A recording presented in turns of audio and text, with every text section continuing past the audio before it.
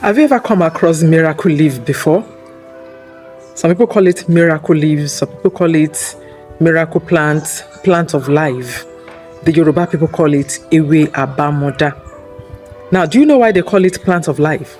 That is because if you just pluck a leaf and you put inside your notebook, it will start germinating. It grows so easily. Now, I want to give you something we normally use it for when I was younger. Now, anytime anybody is having cough, we call it Ewe Iko. They will ask you to go and pluck it, rinse, and you chew. And miraculously, it works for cough. And for children, you just use it, you place it on top of a fire to soften it, and then you juice out the water. It brings out juice, it brings out water.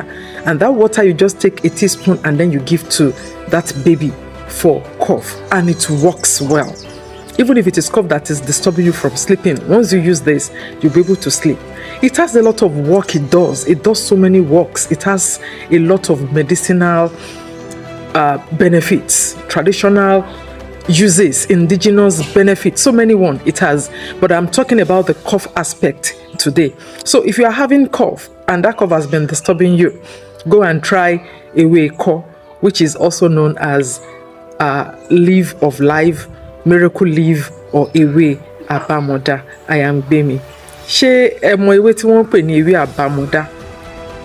Ó pọ̀ káàkiri ọ̀dọ̀ wa nílẹ̀ Yorùbá, bí ó pọ̀ káàkiri náà ní gbogbo agbègbè wa. Ṣé mọ̀ pé ìgbà tèmi kéré a máa ń lò fún ikọ́. Kódà téèyàn bá ti ń wúkọ́ wá ní lọ já ewé ikọ́, kò jẹ́ lọ já ewé ikọ́. Ewé ikọ́ là wá mọ̀ sí nígbà tí mo kéré. Ìgbà tá a dàgbà ní ìsìn la mọ̀ pé Àbámọ́dá òun ni Yorùbá máa ń pè ó. Ṣẹ́rí tẹ bá mú, tẹ bá fi sí àárín ìwé tẹ pàdé mọ́, tẹ bá lọ sí lẹ́yìn ọjọ́ díẹ̀ máa rí pé ó ti bẹ̀rẹ̀ sí ní wù.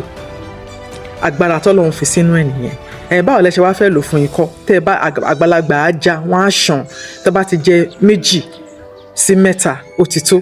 Ó máa ń ṣiṣẹ́ fún ikọ́. Kódà kíkọ́ yẹn má jẹ́ kẹ́ máa sùn. Tẹ bá ti jẹ́ lálẹ́ kẹ́ tó sùn, ẹ máa rí pé máa lè sùn dáadáa. Ikọ́ yẹn ò ní dá yín láàmú. Tó bá dẹ̀ pé àwọn ọmọ kéékèèké ni, a máa fi ń ra iná báyìí. Ẹ máa mú ewé yẹn máa fi raná. Tẹ bá fi raná, á wá rí dòmùdòmù. Ẹ wá tẹ̀ ẹ fún, omi á jáde ńbẹ̀. Omi tó bá jáde ńbẹ̀ yẹn, èèyàn rọra mú ṣíbí kékeré, ẹ fún ọmọ kékeré mu.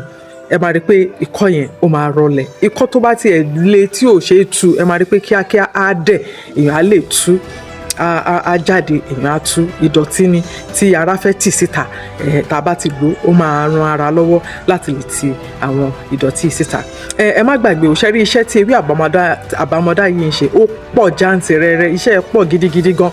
Ṣùgbọ́n ẹyọ kan tí mo fẹ́ sọ nípa ẹ̀ lénìí yìí, òun ni fún ikọ́. Tó bá dijọ́ mi, a máa sọ̀rọ̀ lórí àwọn ìwúlò ẹ̀ mìíràn fún àǹfààní ara wa.